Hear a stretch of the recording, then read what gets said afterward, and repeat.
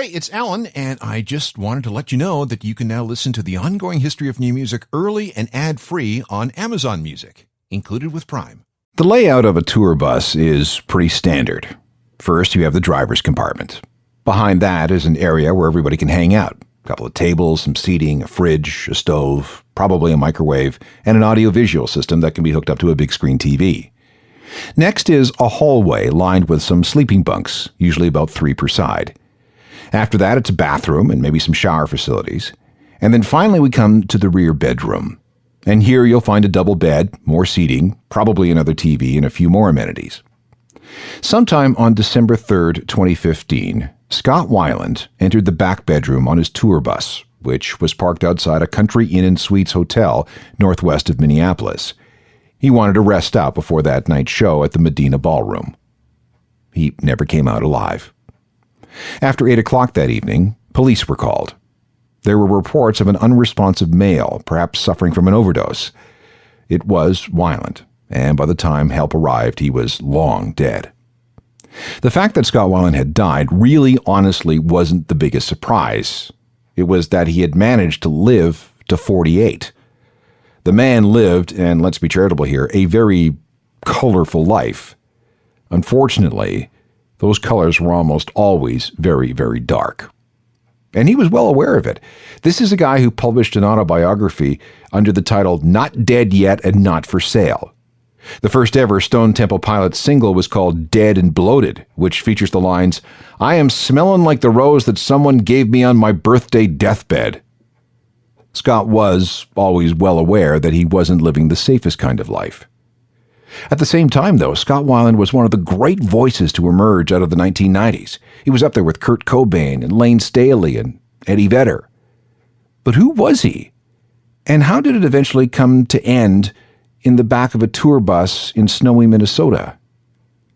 Well, let's do what we can to find out. This is the ongoing history of new music, the podcast edition with Alan Cross.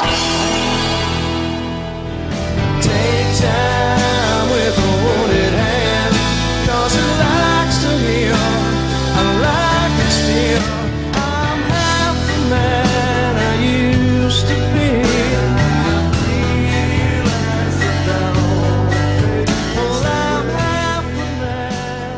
Stone Temple Pilots performing for MTV with an unplugged episode broadcast on November 17th, 1993. That, by the way, was one day before Nirvana set up in the same studio to record their famous unplugged performance. And interestingly enough, both STP and Nirvana chose to cover semi-obscure songs by David Bowie as part of their sets. Hello again, I'm Alan Cross. When he was on, Scott Weiland was one of the most powerful and most charismatic frontmen I've ever seen.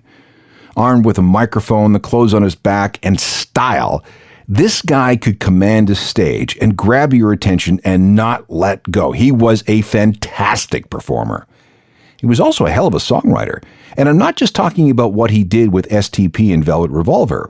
His solo records may not have been commercial successes, but they showed the depth of his musical talents. And we will get into some of that music later. But much of Scott's life was a soap opera, a dark one, a universe that was strange and stressful for everybody involved. There were health issues, family problems, alcohol, lots of drugs, plenty of rehab, legal issues, and plain bad luck. Yet, until that night on the tour bus, Weiland had more lives than a cat. We could call this the rise and fall and rise and fall and rise and fall and rise and fall and death of Scott Weiland. In fact, we probably should. Sit back. This is going to take a while.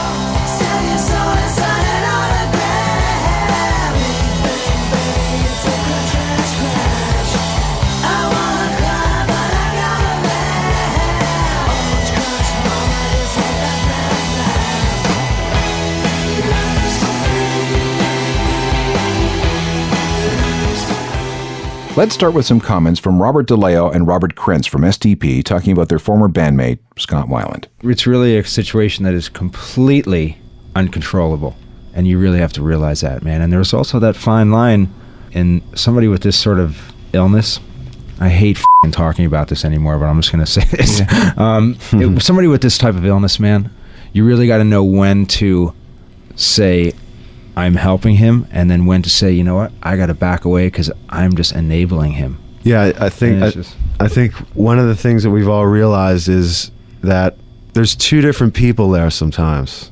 You know, there's Scott and there's someone who's, you know, in a whirlwind, you know, and I think we've made it clear. It really would be great if we could do more touring, making more records. I wish we were on our 7th record right now, you know, and it feels like we've made it clear to Scott. We've made it clear here that, you know, we're not going to be working under those circumstances, and that's a step we made, you know, years ago. I think we made it clear a while back that, you know, we're not going to be dealing with that side of him or that person. We want to deal with Scott and deal with him sober, and that's how we choose to, you know, conduct our art, so to speak.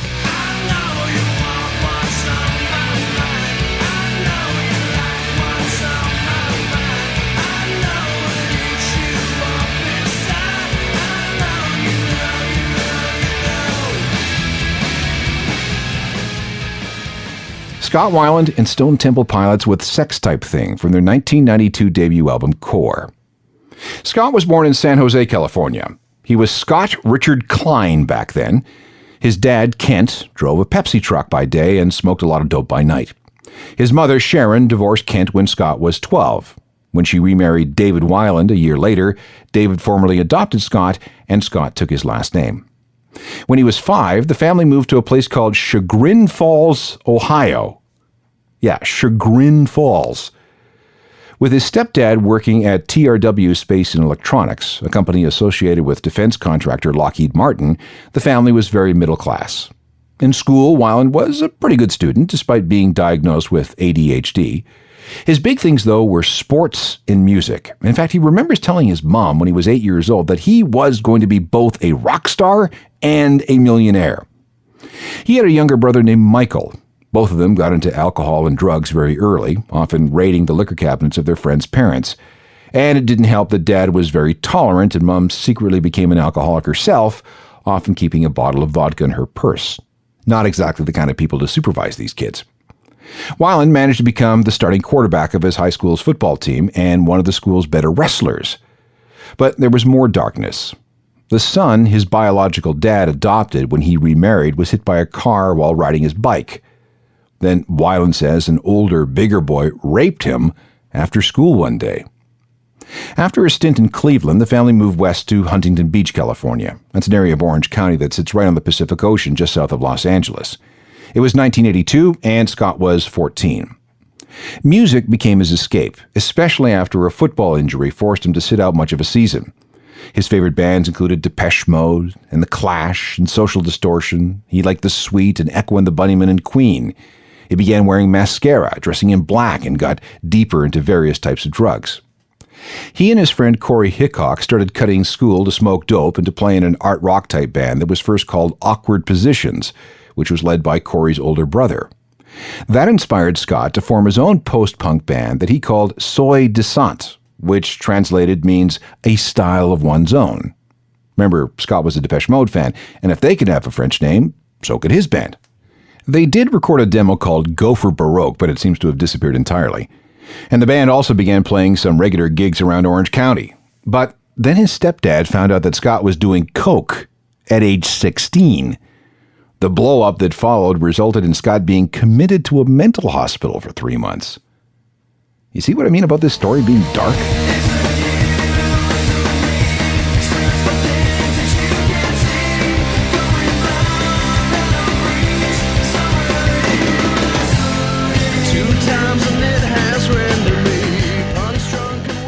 Scott Weiland and Stone Temple Pilots with Vaseline, a song from their second album, Purple. That was 1994.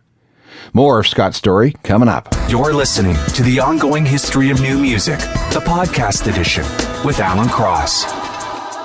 After a stint in college, Scott Weiland ended up in Los Angeles working as a graphic paste-up artist for a legal publication called Los Angeles Daily Journal. He was with a girl named Mary Ann, who once got so mad with Scott that she set his car on fire. In 1986, Weiland met Robert DeLeo at a Black Flag concert. Robert had just graduated from high school in New Jersey and really didn't know what to do next. So he moved to California with his bass and his amp and spent a lot of time sitting on the beach and sleeping in his 1976 Volkswagen Rabbit. It was kind of weird how Scott and Robert met. They discovered that they were sleeping with the same girl. But instead of getting into a fight, and after said woman moved to Texas, they became friends. And from there, Scott brought his band around to Robert's apartment, where he had a small 8-track studio. Robert's brother Dean, who was one of 7 other kids in the DeLeo family — Mom went through 4 marriages, you see — he went backpacking around Europe and skiing in Austria before he joined his brother on the West Coast. He married his high school sweetheart and had a pretty good business going as a manager at a construction supply warehouse. Both Robert and Dean had played in a cover band called Tyrus, but neither of them had any serious ideas about a career in music. Robert played bass on some of Scott's demos, and he and Scott and Robert started hanging together more, going to as many shows as they possibly could. One night they ran into drummer Eric Krentz, who was playing for a going nowhere band, and they asked him if he would be interested in joining their new group, and Eric said yes. All of them started writing songs together, all while working basic day jobs. And Weiland maybe had the best of the bunch. It was his job to drive models to fashion shoots and casting calls. It paid $8 an hour, but he spent all day hanging out with beautiful women. Dean DeLeo wasn't much interested in being in a band at all, but he did help his brother and Scott and Eric get a bunch of gigs in San Diego, which is where the misconception of STP being a San Diego band started. Scott and Robert kept hounding Dean to join the band, and eventually he did give in. And that was the beginning of Stone Temple Pilots. Well, almost. At this point, the group was known as Mighty Joe Young, after the character in that gorilla movie from the 1940s. Their first gig was in August of 1990 at the Whiskey on Sunset Boulevard in Los Angeles. And they sounded like this. I've been shattered, somebody pull me out. I'm only dying, I'm only dying.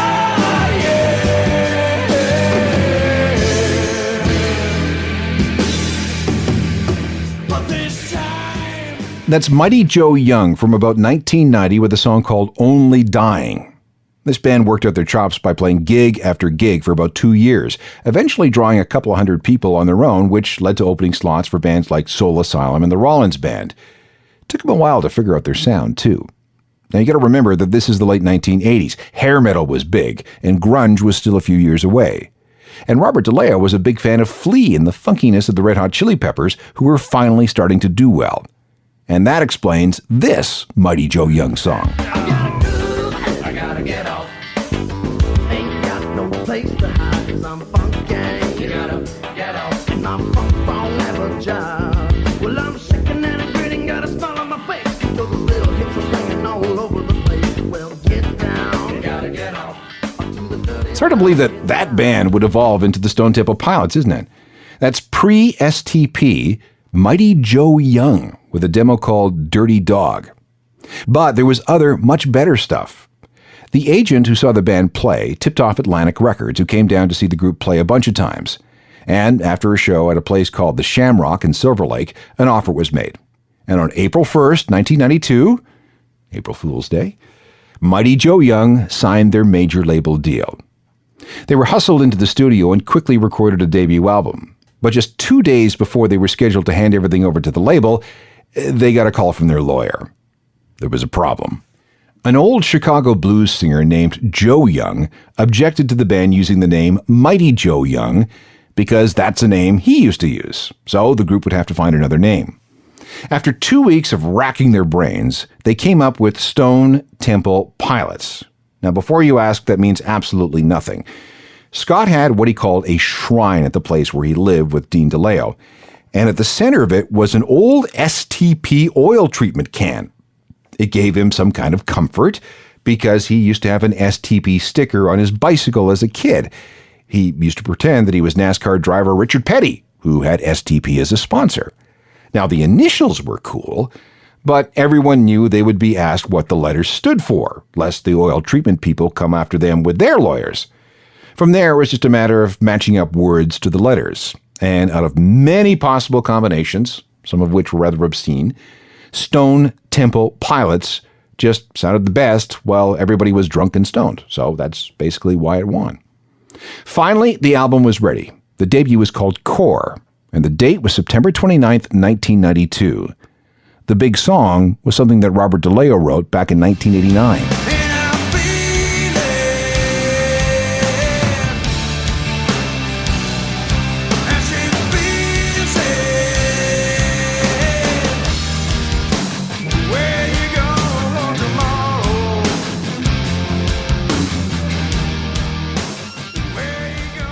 From the fall of 1992, right as alternative rock was taking over the mainstream, that Stone Temple Pilots and Plush, a huge commercial success, 10 million copies sold around the world.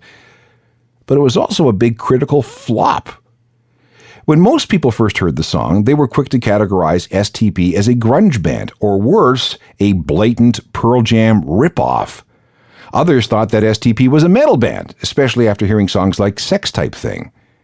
Scott Weiland hated that. He felt that anyone who compared him and his sense of fashion and the way Eddie Vedder looked and acted and carried himself, the differences would be obvious. There was certainly no flannel in Scott's wardrobe. In fact, to counter these criticisms, Scott adopted more of a performance art aspect to his stagecraft. So, dresses, lipstick, mascara, more flamboyance? Absolutely, no problem. More on the Stone Temple Pilots era of Scott Weiland, the first era, coming right up. Now, back to the ongoing history of new music, the podcast edition with Alan Cross. This is part one of a program on the many rises and many falls of Scott Weiland. STP is one album deep into the career and are already selling millions of records. And while Weiland is still holding it together, things are about to go very wrong again. The first STP tour lasted 14 months. A stint as an opener for Megadeth led to an offer to open for Aerosmith, but that is not what they wanted. They didn't consider themselves in the same genre as Aerosmith. Remember, this is the early 90s, the alternative 90s, so they turned that opportunity down in favor of a tour with, wait for it, the Butthole Surfers. That was June and July of 1993. Now here's where the problems really begin. It was during that tour that Scott bonded with Surfer singer Gibby Haynes, and it's alleged that this is when Gibby introduced Scott to heroin. Scott would later claim that he first tried heroin in New York, and the date was August 4th, 1993, after a show at the Roseland Ballroom in New York City. Now that Scott Weiland had been introduced to Smack, his already weird world was about to get a whole lot weirder.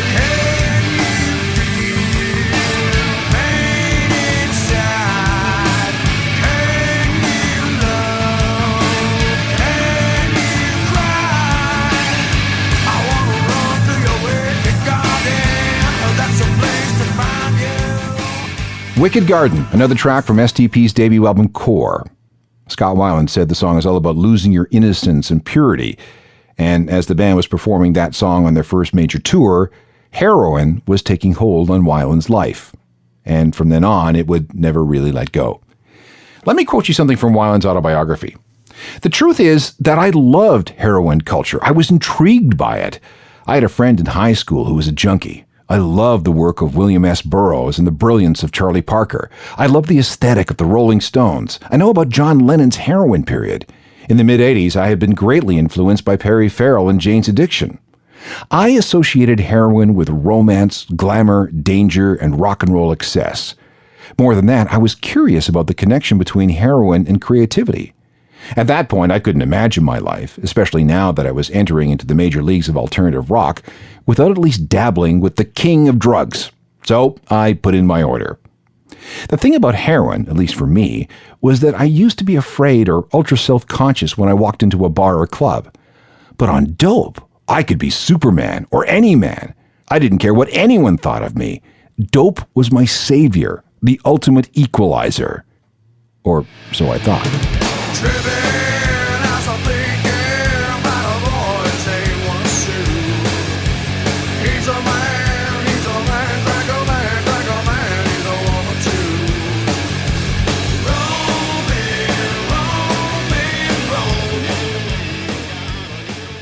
Back with a look ahead to part 2 in just a moment. More of the ongoing history of new music, the podcast edition with Alan Cross. We're already an hour into our recounting of the life and career of Scott Weiland, and we've only made it as far as the first Stone Temple Pilots album. We still have to cover the original STP era, the breakups, the reunions, the ultimate fire ring. There were Scott's solo albums, and of course, the whole Velvet Revolver story, which began so brilliantly and ended in such a debacle, thanks almost entirely to Scott. And finally, there's Scott's last band, the Wildabouts, and his death on that tour bus. In other words, we have an awful lot to talk about yet. Join me next time for part 2 of all the risings and fallings of Scott Weiland. Meanwhile, check me out at my website at ajournalofmusicalthings.com. Get the newsletter. It's free, and you'll have all your music news in your inbox by 10 a.m. Eastern every weekday. And watch for me on Facebook, Twitter, and Instagram. And you can always email me at alan@alancross.ca. I promise to get right back to you on whatever it is that you need. Technical productions by Rob Johnston. I'm Alan Cross. You've been listening to The Ongoing History of New Music, the podcast edition with Alan Cross. Subscribe to the podcast at iTunes and through Google Play.